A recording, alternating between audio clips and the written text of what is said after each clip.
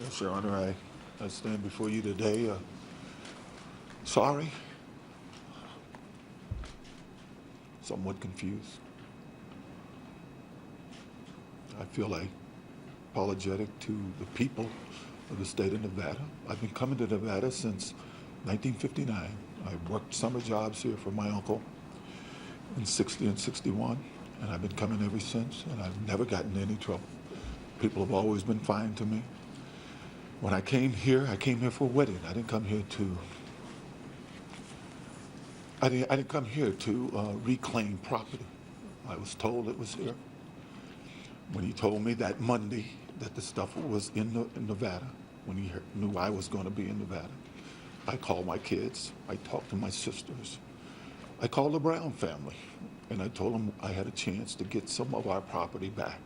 Property that over the years we've seen being sold on the internet. We've seen pictures of ours that were stolen from our home going into the tabloids. We've called the police and asked what to do. They've told us what to try to do, but you can never find out who was selling it. And this was the first time I had an opportunity to catch the guys red-handed who had been stealing from my family. I knew these guys. I did think Mike Gilbert would be there. And I know, as they told me, the two guys there, that he was the one who did it. But I have no hatred for Mike Gilbert.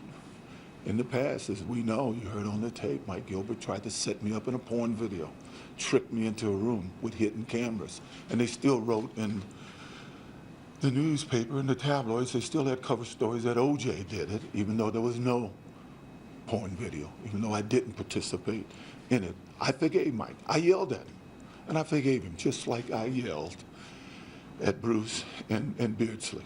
And I've forgiven them. We've talked about it, Beardsley and I, the next day. And Bruce and I have hugged and talked about it. His kids have called me since this. We've apologized to each other. The only person I requested to help me here was Mr. Stewart. I did request him. I needed his car. I asked him if he had some guys to help me remove these things from the room. I didn't ask anybody to do anything but to stand behind me, allow me to yell at these guys, and then help me remove those things. And if they wouldn't let me remove them, we would call the cops on them, because I felt that they were wrong. They had turnover orders, and they hadn't turned over some of these things that were both garnishable and things that were not garnishable. I didn't want them to yell at them. I think Mr. McClintock in a previous trial said that I didn't ask them to yell at anybody.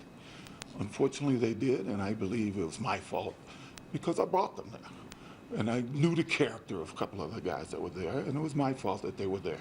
But in no way did I mean to hurt anybody, to steal anything from anyone. I spoke to Bruce before I left the room. He told me what was his, and I called him, and I got to the car and I said, exactly what do you have? I want to send it back to you. I talked to the police officers. I volunteered immediately to come back, show them what was taken, and to tell them what took place before anybody talked to the police. I was the first guy to volunteer to do it, and I heard on the tapes that they thought I was stupid for doing it. But I didn't want to steal anything from anybody. I don't think anybody there said I wanted anybody else's stuff, just my own. I wanted my daughter, who Miss Brown gave her mother's wedding ring, stolen. You know, my kids who had pictures, my oldest son has his own family now. He wanted the picture in the Oval Office with Gerald Ford when he was 5 years old. Stolen. All of these things are gone. My family knew what we were doing. And I don't want to hurt Bruce. I didn't want to hurt any of these guys. I know these guys. These guys have eaten in my home. I've done book reports with their kids. I sung to their mothers when they were sick.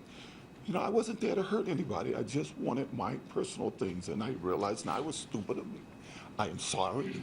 I didn't mean to steal anything from anybody, and I didn't know I was doing anything illegal. I thought I was confronting friends and retrieving my property. So I'm sorry. I'm sorry for all of it.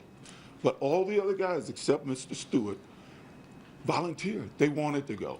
Mr. Stewart is the only person that I asked, would he come to help me? All the rest of them, when they found out, they volunteered. Come on, let us go. One of them wanted to be the security guy. He claimed he was a security guy. But I didn't mean to hurt anybody, and I didn't mean to steal from anybody. Thank you. Thank you.